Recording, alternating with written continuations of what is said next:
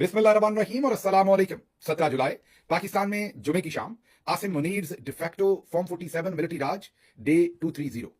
आज की अहम तरीन खबरों का आगाज करते हैं बलूचिस्तान से। एक दफा फिर बहुत ही खूनख्वार किस्म की खबर वहां से आ रही है और खबर यह है कि मुस्तौंग में यके बाद दीगरे पाकिस्तानी अफवाज के ऊपर हमले किए गए। एक तो अब से चंद घंटे पहले की खबर थी, आप कह लीजिए सुबह के वक्त की खबर थी कि मुस्तौंग में एक बस के ऊपर हमला किया गया जिसमें गालिबन 27 फौजी एहलकार जो थे उनको निशाना बनाया गया और उन्हें शहीद कर दिया गया। लेकिन अब जब हम ये रिकॉर्डिंग कर रहे हैं इससे जरा पहले एक और खबर मौसूल हुई है कि बिल्कुल उसी इलाके में जहां पर 27 लोगों पर पहले हमला किया गया या जिसमें 27 लोग शहीद हुए, उसी इलाके में एक और हमले की इतलात भी सामने आ रही है। अब ये बहुत ही सूरत हाल जो है वो दगरगू हो गई है और आपको पता है कि हर रोज बलूचिस्तान में हम लाशें उठा रहे हैं। ये अलग बात है कि हुकूमती बयानियां बिल्कुल मुख्तलिफ है, लेकिन आप जाफर एक्सप्रेस देख लीजिए, उसके ऊपर एक नहीं कई हमले हो चुके हैं और उसमें अब तक आप अब ये कह सकते हैं कि सैकड़ों शहादतें और हलाकतें जो है वो हो चुकी हैं। इसके साथ साथ आज ही का अगर आप वाकया लें तो मस्तौंग में ये एक नहीं बल्कि एक ही दिन में 2 वाकयात का सामने आना और बिल्कुल उसी इलाके में आना अपने अंदर बहुत सारे मानी रखता है। इसका मतलब क्या है? इसका मतलब यह है कि वहां पर हालात जो हैं वो बिल्कुल हमारे इख्तियार से निकल चुके हैं। अब ये जो नंबर है, जैसे हमने आपको 27 शहादतें बताई और अभी कहा कि एक और हमला हुआ है, जाहिर है इसको हुकूमती सतह पर अभी तक इस खबर को अनाउंस नहीं किया गया, इसलिए इन खबरों में छोटी मोटी तब्दीली की गुंजाइश मौजूद है क्योंकि ये डेवलपिंग स्टोरीज है।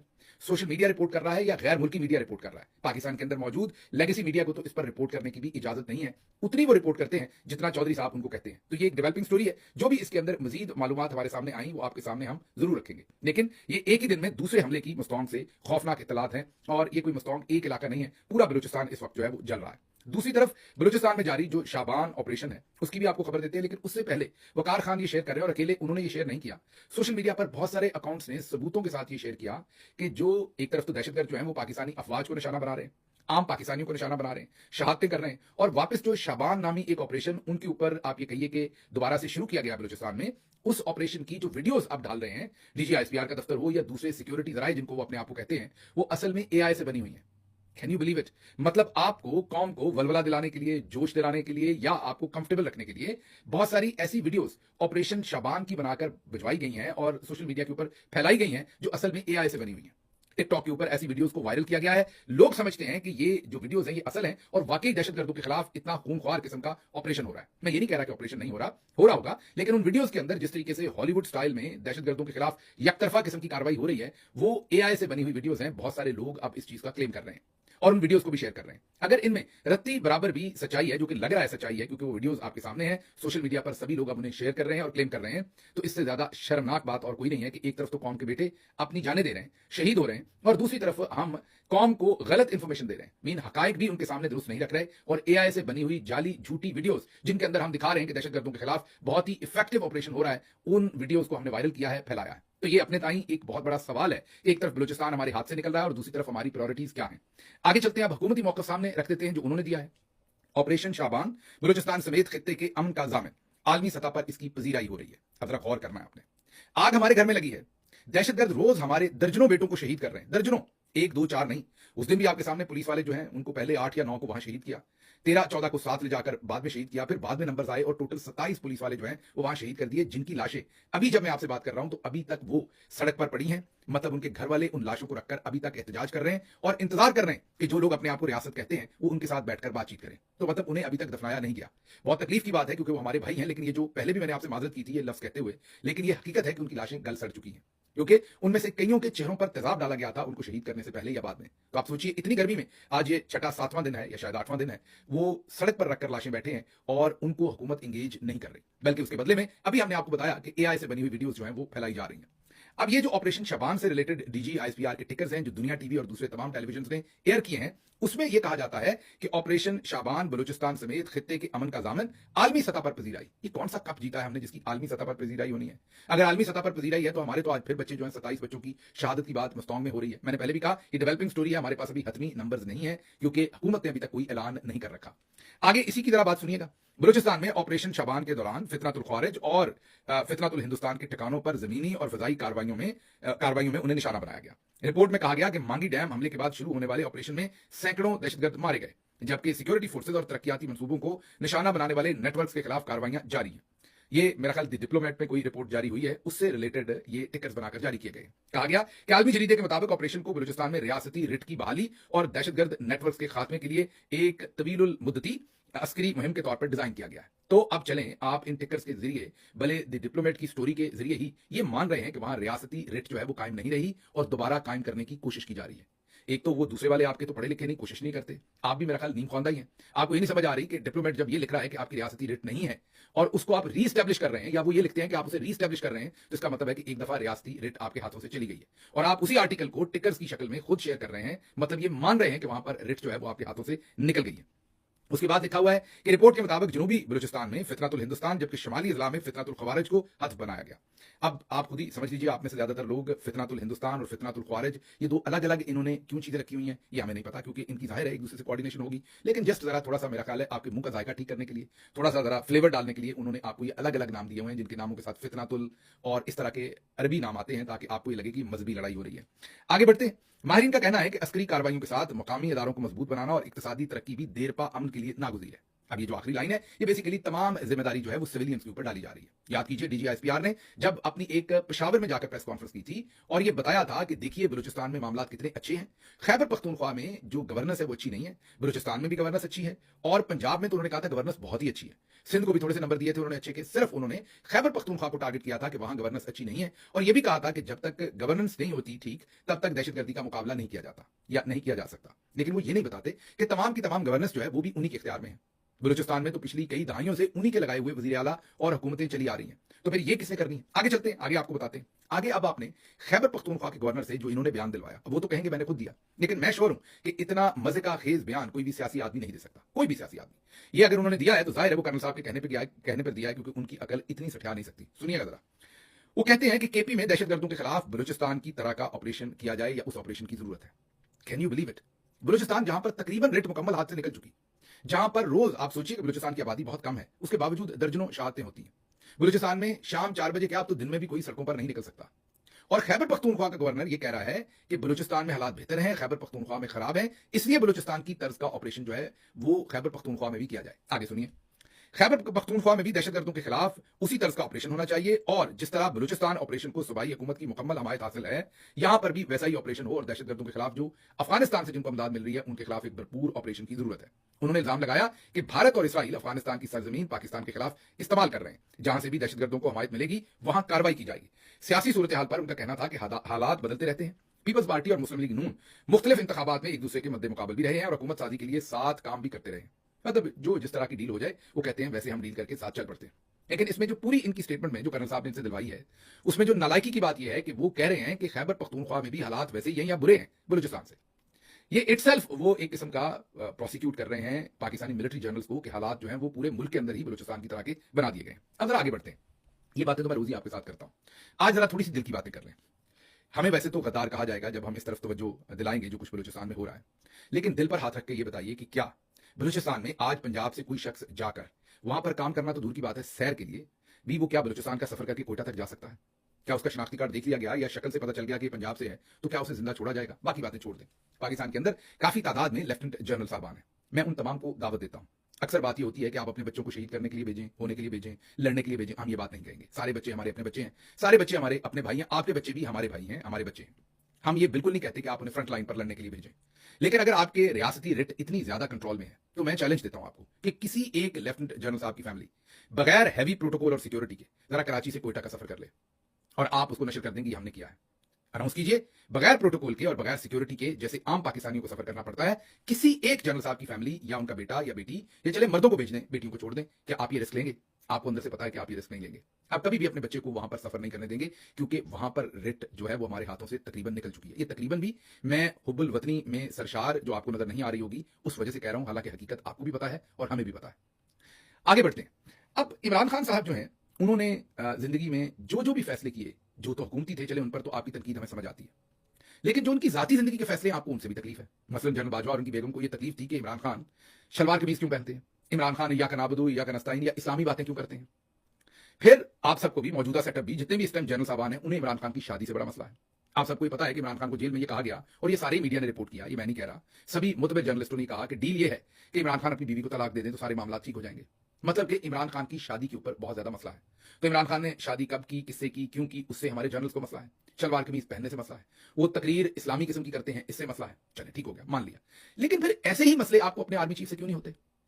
जब याया खान साहब, चले उनको भी छोड़ें, पीछे चलते हैं, अयूब खान साहब, उन्होंने जब आइन तोड़ा था तो क्या पूरे इदारे के अंदर कोई एक ऐसा जनरल नहीं था जो उठ के खड़ा हो और कहे कि ये आपने गलत किया, या मेरा कोर्ट मार्शल करें या अपना करें, या आप आइन नहीं तोड़ सकते।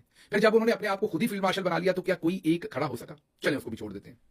जब उन्होंने लूटा असेंबलियों को और अपनी मर्जी का एक नीम बल्दियाती निजाम किस्म का एक इलेक्शन करवाए, और फिर उन्हीं लोगों से, आवाम से नहीं, उन्हीं लोगों से इलेक्शन करवा के जो बल्दियाती नुमाइंदे चुने, उनसे आपने पूरी असेंबली बना के अपने आप को सदर बनवा लिया और फातिमा जना साहबा को धांधली से हराया। क्या कोई एक जनरल बोला, खड़ा हुआ कि ये गलत हो रहा है? फिर जब फातिमा जना साहबा को रॉ का, सीआईए का एजेंट कहा गया बहुत बूढ़ी है, फिर ये भी कहा गया, पिछले दिनों हमने आपको बताया था कि ये भी कहा गया, इल्जाम लगाया गया कि वो तो पपेट है, उन्हें सियासतदान इस्तेमाल कर रहे हैं, वो बेवकूफ है। फिर उन पर उस वक्त के उलमा कराम से ये फतवे दिलवाए गए कि वो खातून है और इस्लाम में खातून जो है वो हुकूमत नहीं कर सकती। क्या उस वक्त कोई जनरल उठा, उसने कहा कि गलत हो रहा है, रुक जाएं, हमारे इदारे का, हमारे मुल्क का नुकसान हो रहा है, चलें इसको छोड़ देते हैं, आगे बढ़ते हैं। याया खान साहब आगे, जो कांटे अयूब खान ने बोए थे उनको याया खान साहब रोक सकते थे, आल्दो के अयूब खान काफी नुकसान कर गए थे और शेख मुजीब को वही गद्दार करार दे गए थे, लेकिन याया खान उन जख्मों के ऊपर मरहम रख सकते थे। उन्होंने डबल डाउन किया, उन्होंने भी शेख मुजीब को गद्दार कहा। पिछले दिनों हम उनकी वीडियो आपको सुनवा चुके हैं, एक दफा फिर सुनवा देते हैं कि उन्होंने कहा था कि वो गद्दार है और उसके खिलाफ पाकिस्तानी कानून के मुताबिक कार्रवाई होगी। सुनिए। In other words, Sheikh Mujibur Rahman has committed acts of treason, acts of open rebellion, inciting armed rebellion against the state. And being a citizen of Pakistan, he should be dealt with according to law. सुन लिया आपने? क्या किसी general ने उनको रोका इदारे में से? क्या आप ये गलत कर रहे हैं? किसी ने उनको बताया कि गलत या सही, वो मशरकी पाकिस्तान का मकबूल तरीन लीडर है, पाकिस्तान टूट जाएगा, हम पाकिस्तान को टूटने से बचा सकते हैं अगर हम थोड़े से होश के नाखुन लें और चीजों को बेहतर तरीके से मैनेज करें। क्या किसी जनरल साहब ने उनको रोका? क्या इदारे के अंदर, कोई भी दुनिया में इदारा छोड़ दीजिए, घर होता है, उसके अंदर भी एक सिस्टम होता है। कोई किसी बच्चे के साथ मारपीट करने लगे या बड़े के साथ बदतमीजी करने लगे या कुछ और करने लगे तो घर में माँ, ताया, दादी, पुप्पो, वालद, बड़ा भाई, बड़ी बहन, खाला, कोई ना कोई सिस्टम्स होते हैं फैमिलीज के अंदर भी जो आगे बढ़ के उस बंदे को रोकता है। इसी तरह इदारों के अंदर भी सिस्टम्स होने चाहिए, एक ऐसी आप ये कहिए कि फजा होनी चाहिए जिसमें अगर एक बंदा उसके सर को चढ़ जाए या वो कोई ऐसा फैसला कर ले फैनेटिक किस्म का, तो दूसरे तमाम इदारे के अंदर चेक एंड बैलेंस होने चाहिए। इवन पायलट भी दो बिठाए जाते हैं, एक नहीं बिठाया जाता, जितने भी कमर्शियल जेट्स हैं उनके अंदर, ताकि कोई एक पायलट सोच के आ जाए कि मैंने आज ये करना है तो दूसरा कुछ ना कुछ तो कर सके। हर जगह पर चेक एंड बैलेंस रखा जाता है। आपने इदारे के अंदर चेक एंड बैलेंस मुकम्मल खत्म कर दिया। आर्मी चीफ जो सोच ले वो होना है। बल्कि बड़े फखर से हमें एक कर्नल साहब, हमारी हुकूमत के दौरान एक दफा उन्होंने कहा कि chief is army, army is chief. उस बेचारे को नहीं पता होगा कि वो ये क्या बात कर रहा है। ये chief is army, army is chief Yahya Khan के वक्त पर भी था। चले छोड़े, याया खान साहब ने ये क्या करना था कि उन्होंने गद्दार किसको कहना था, इलेक्शन कैसे करवाने थे, ये सारा उन्होंने जो जुल्म किया वो करना था कि नहीं, उससे तो चले छोड़े कि आपने बाद में करना था कि नहीं। आगे बढ़ते हैं जरा। क्या किसी जनरल ने याया खान साहब को ये कहा कि आप अपनी एक रात की रंगीनी दे दें, पाकिस्तान बच जाएगा? क्या किसी ने एक रिक्वेस्ट की कि एक रात थोड़ा मशरूब कम पी लें, एक रात की रंगीनी अपनी रोक लें? वो एक पता नहीं कौन सी किताब है, उसमें जिक्र है कि कोई फिल्म स्टार थी तराना, वो जब उनको मिलने गई तो उनको वो प्रोटोकॉल ना दिया गया। जब वो मिलकर उनको वापस आई, जाहिर है मिलने से पहले तो एक आम खातून थी, जब खलवत में उनकी उनसे मुलाकात हुई, खलवत में तन्हाई, जब खलवत में उनकी उनसे मुलाकात हुई और वो वापस आई तो वही जो सदारती महल और उसके इर्द गिर्द तमाम लोग थे, उन्होंने उनको सलूट होके, जैसे जनरल रानी को सलूट पढ़ते थे। तो किताब में, मैं आपको किताब का एग्जैक्टली रेफरेंस भी किसी ढूंढ के आपके सामने रख देंगे, अभी याद नहीं आ रहा। किताब में लिखा जाता है कि जो तराना साहबा थी, उन्होंने किसी से पूछा कि जाते हुए तो मुझे आपने सलूट नहीं किए, आते हुए कर रहे हैं, मैंने कौन सा ऐसा मार्का मारा है? अब उस बेचारे को समझ नहीं आई मैं क्या जवाब दूं। उनका नाम तराना था। उन्होंने कहा जब आप गई थी तो आप खाली तराना थी, अब आप कौमी तराना है, तो अब आपको सलूट करना बनता है। तो क्या हम में से किसी एक ने उनको रोका उस वक्त, याया खान को? उनको हमने कहा कि ये जो आपने तवाइफुल मलूकी फैलाई है इसको रोक लें, ना करें, इससे इमेज इदारे का बुरा होता है, हम सबका इमेज बुरा होता है, इससे मुल्क टूट रहा है। वो अगर मेरे ख्याल में अपनी चंद रातों की या शायद एक रात की रंगीनी भी कुर्बान कर देते पाकिस्तान के ऊपर तो शायद पाकिस्तान बच जाता। वो तो आखिरी वक्त तक धुत थे, एक उनके दाएं बाजू में, एक बाएं बाजू में, और काम वो चल रहा था। लेकिन मसला आपको किसी और वजीर आजम से है, वो शादी ना कर ले फलां के साथ, या तो आपने अपने इन हाउस भी ऐसे ही रूल्स रखे हो ना कि आपने इतना ही चेक एंड बैलेंस रखा हो, आपको ऐसे ही एतराजात हो और आपने खुल के वो बयान किए हो और डका लगाया हो उनके सामने, उनको रोका हो, तो फिर समझ आती है। आगे बढ़ते हैं। अब ना हम याया खान को रोक सके, ना हम अयूब खान को रोक सके, ना हम, जब जनरल ज़ियाउल हक ने भुट्टो को फांसी दी तो क्या उस वक्त कोर कमांडर्स नहीं थे? उनको नहीं पता था कि गलत हो रहा है? क्या उनको नहीं पता था कि पूरी जिंदगी के लिए सिंधी कौम, पाकिस्तान पूरे को ही वैसे उसकी बहुत तकलीफ हुई, लेकिन स्पेशली सिंधी कौम उस दिन के बाद एक खास किस्म का आपसे डिपार्चर ले गई? क्या आपको नहीं अंदाजा था आपका आर्मी चीफ मुल्क को एक दफा फिर तोड़ने की साजिश कर रहा है, एक फॉर्मर प्राइम मिनिस्टर को सजाए मौत दे रहा है, भी झूठे केस में? क्या कोई बोला? क्या किसी ने इस्तीफा दिया? किसी का कोर्ट मार्शल हुआ? किसी ने आवाज उठा के कहा कि ये गलत हो रहा है, ये नहीं होना चाहिए? क्या इदारे के अंदर से कोई चेक एंड बैलेंस नजर आया? अफसोस की बात है, नहीं। फिर मुशर्रफ साहब ने जो कुछ किया, कोई चेक एंड बैलेंस आया? फिर उससे पहले जो बेग साहब थे, मिर्जा असलम बेग, और उनके अपने DG ISI Asad Durrani, lieutenant general retired Asad Durrani, ये सुप्रीम कोर्ट में बयान हल्फी देकर मान चुके हैं कि हमने इलेक्शन चोरी किया, उसके लिए पैसे बांटे बेनजीर को हराने के लिए। क्या उस वक्त किसी जनरल ने कहा कि आप गलत कर रहे हैं? कोई चेक एंड बैलेंस है? हम कहते हैं इदारा है, इदारा है, कोई इदारे वाला काम छोड़ा हुआ है हमने? उसके बाद फिर आप देख लीजिए बाजवा साहब ने क्या कुछ किया, कैसे मंडी लगाई। एक तरफ ख्वाजा आसिफ कह रहा है हमसे डील हो रही थी, दूसरी तरफ इमरान खान के सामने कुरान करीम पर कस्में खाते थे हम ऐसा कोई काम नहीं कर रहे। अब आसिम मुनीर साहब है, अब बलूचिस्तान है, अब कश्मीर है, सब कुछ वैसा ही हो रहा है। अच्छा चले अब एक और बात कर लेते हैं, इसको छोड़ देते हैं। ये जाहिर एक कौमी मसला है बलूचिस्तान का। आपको लग रहा होगा मैं सियासत कर रहा हूं, फसाद फैला रहा हूं, मैं आप पे बेजा तनकीद कर रहा हूं, मुझे पता आप यही सोचेंगे, इससे बढ़ के आप सोच नहीं सकते। चलिए इस मामले का और तरह से तजिया करते हैं। ये कौमी मसला तो है ना, ये तो आप मानते हैं। कौमी मसला हमेशा कौम को एतमाद में लेके किया जाता है। अब आपके जो फटीचर किस्म के टाउट हैं मुनीर फारूक और दूसरे, वो बताते हैं कि आप लोगों ने, जर्नल्स ने और स्पेशली आसिम मुनीर साहब ने ये फैसला कर लिया है कि अवाम, ये उनके अल्फाज है मेरे नहीं है, कि अवाम जिसको मर्जी वोट दे, हमने उनकी बात नहीं माननी, अवाम को इतनी समझ नहीं है। अवाम को तो आपने फे करार दे दिया। फे लफ्ज से होता क्या है वो डॉक्टर मोहित पीरजादा अक्सर बताते रहते हैं, मेरे पास उसका लाइसेंस नहीं है कि मैं उस लफ्ज को अदा कर सकूं। तो पूरी कौम को तो आपने फे समझ रखा है और आपके टाउटों ने आपकी तरफ से ये अनाउंस कर दिया कि कौम कोई भी फैसला करे हमने उसको नहीं मानना, हमने अपनी मर्जी करनी है और कौम का मैंडेट हमने लूटना है। ये तो आप बता चुके, बबांगे दोहल बता चुके, कर भी चुके मुतअद्दिद बार पाकिस्तान की तारीख में, अभी भी कर रहे हैं और इस बार तो आपने खुल डुल के उसको अनाउंस भी किया। चलें ठीक है, तो फिर आप एक मेहरबानी करें, कौम की नई तारीफ कर लें। आप ये कहें कि जितने भी आपके कमांडर्स हैं, मैं कोर कमांडर्स की बात नहीं कर रहा, जितने भी कमांडर्स हैं वो सारे कौम है, बाकी कौम नहीं है, तो आप कम से कम उन्हीं को एतमाद में ले लें। अच्छा आप कहते हैं नहीं कमांडर्स भी हमारे बहुत सारे हैं, वो उससे भी फैसला साजी अच्छी नहीं होगी, तो आप कोर कमांडर्स को कौम करार दे लें। आप कहें कि बस कौम ये है, कौमी सोच, कौमी जो मंतक है, कौम का जो फायदा नुकसान है वो ये सिर्फ कोर कमांडर्स, आप ये नोटिफिकेशन कर दें, हम आपके साथ हैं। आपके बाकी सारी कौम फे है, सिर्फ ये कौम है, कमांडर्स हैं या तमाम जनरल्स हैं या 2 स्टार एंड अबव हैं, जो भी आपने फैसला करना है, या कोर कमांडर्स हैं, ये सिर्फ कौम है। फिर आप उनको एतमाद में लें। अब आपने कहना उनको हम एतमाद में लेते हैं, कोर कमांडर्स कॉन्फ्रेंस होती है, नहीं ऐसा नहीं है, क्योंकि आपके जितने लेफ्टिनेंट जनरल्स हैं वो रिटायर्ड होने के बाद फिर ये बताते हैं कि हम इसमें शामिल नहीं थे। आपके सामने अभी हम शाहिद अजीज साहब की आपके सामने फरमुदात रख चुके हैं, असद दुरानी साहब के बेशुमार आपके लेफ्टिनेंट जनरल्स टेलीविजन पर आकर बताते हैं कि हम इसमें हिस्सा नहीं थे। तो फिर आप उन्हें एतमाद में लें और फिर कौम को बताएं कि ये तमाम लेफ्टिनेंट जनरल, ये जो कुछ हम कर रहे हैं, इलेक्शन लूट रहे हैं, अदालतें लूट रहे हैं, ये जो भी हम सब कुछ कर रहे हैं, इमरान खान की आंख की बिनाई हमने छीन ली, इलाज नहीं होने दे रहे, ये जो कुछ भी हम कर रहे हैं, हम सारे लेफ्टिनेंट जनरल एक पेज पे, कम से कम कौम को ये एहसास तो हो कि ये फर्दे वाहिद नहीं है, ये 10, 12, 15 लोगों ने मिलकर कम से कम फैसला किया है। थोड़ा सा एतमाद तो हो कि आप लोग इसकी जिम्मेदारी कल को लेंगे। ये जो कत्लो गारत हो रही है, ये जो कुछ भी बलूचिस्तान में हो रहा है, जो कश्मीर में हो रहा है, ये आप कहें कि हाँ तमाम लेफ्टिनेंट जनरल इसकी जिम्मेदारी लेते हैं, हम इसका हिस्सा हैं, हम फैसले कर रहे हैं और कल को जो होगा हम इसके जिम्मेदार होंगे, ताकि कौम को पता हो कि जब मुल्क टूटे 71 में जो हुआ, अल्लाह ना करे दोबारा कभी हो, तो वो वापस जाकर 71 में किसको जिम्मेदार ठहराएं, ताकि पूरी कौम को ये पता हो कि अगर कोई नुकसान हो तो वो वापस जाकर किस तरीके से उस नुकसान का अजाला करेंगे या पकड़ेंगे कि ये नुकसान किसने किया। जैसे 71 में जो कुछ हुआ वो, अगर वैसे तो हमने याया खान की जिम्मेदारी भी नहीं मानी, हमने महमूद रहमान कमीशन रिपोर्ट ही छुपा ली, तो कम से कम कौम पे इतनी मेहरबानी तो कर दें कि कौम भी उन्हीं को डिक्लेयर कर दें और फिर उन सबकी मर्जी तो इसमें शामिल कर लें, क्योंकि बाद में रिटायरमेंट के बाद वो और बातें करते हैं, अभी वो सब खामोश हैं। तो खुदा का वास्ता है, आपसे बहुत ही दस्त बदस्त गुजारिश करते हैं कि बलूचिस्तान के मामला बहुत खराब हैं और कश्मीर के मामला उससे भी खराब हैं। जाहिर है बलूचिस्तान में दहशतगर्दी है, कश्मीर में वो वाला मामला नहीं, लेकिन वहां सेंसिटिविटी और है। खुदारा इस तरीके से वहां पर मामला को हैंडल ना करें, रीथिंक आप क्या कर रहे हैं। अगली खबर, गिलगित बल्तिस्तान को अबूरी सूबाई हैसियत देने से मुतल्लिक मुश्तरका करारदाद मंजूर। गिलगित बल्तिस्तान को एक अबूरी सूबाई मतलब अबूरी सूबा बनाने के मुतल्लिक मुश्तरका करारदाद गिलगित बल्तिस्तान असेंबली में मंजूर कर ली गई। दीगर सूबों के मसावी आईनी, सियासी, जमहूरी हकूक और कौमी सतह पर मौसर नुमाइंदगी देने का मुतालबा किया गया। देखिए ये सारे जो उनके मुतालबात हैं ये तो उन्हें मिलने चाहिए, बल्कि वो दूर दराज इलाका है, दूसरे इलाकों से उन्हें ज्यादा चीजें मिलनी चाहिए। लेकिन क्या ये भी कौमी तौर पर सोच विचार के बाद हो रहा है या ये भी फर्दे वाहद करवा रहा है? क्या अब कश्मीर कॉज हमारा वो नहीं रहा जो पहले था? हम हमेशा कहते थे कि गिलगित बल्तिस्तान का स्टेटस इसलिए है कि कश्मीर में कभी रेफरेंडम हुआ तो हमारे काम आएगा। क्या अब वो हमारी पोजीशन चेंज हो गई है कश्मीर के ऊपर? कश्मीर कॉज को हमने छोड़ दिया है? क्या इंडिया के साथ हमारी कोई ऐसी डील हो गई है कि हम यहां पर कश्मीर को भी, आजाद कश्मीर को भी कोई सूबा बनाने जा रहे हैं, इसलिए हम इतना डंडा फेर रहे हैं उनको, ताकि फिर वहां पर कोई ऐसे लॉ एंड ऑर्डर की सिचुएशन हो कि हम उसे सूबा डिक्लेयर कर दें लॉ एंड ऑर्डर को बहाना बना के? क्या इंडिया के साथ हमारी कोई ऐसी बात हो गई कि जो तुम्हारे पास कश्मीर है वो तुम रखो, जो हमारे पास है हमारे पास रखो, और हमने इसे सूबा बनाना हो, बाकायदा पाकिस्तान का हिस्सा बनाना हो गिलगित बल्तिस्तान को भी? अगर कुछ है तो कौम को एतमाद में लीजिए, क्योंकि मसला ये कि कौम का तो मैंडेट आप लूट चुके, जिसको कौम ने वोट दिया था उसको तो आपने जेल में बंद किया हुआ है, फैसले आप कर रहे हैं, तो कम से कम कौम को पता तो हो कि आप कौन से फैसले कर रहे हैं।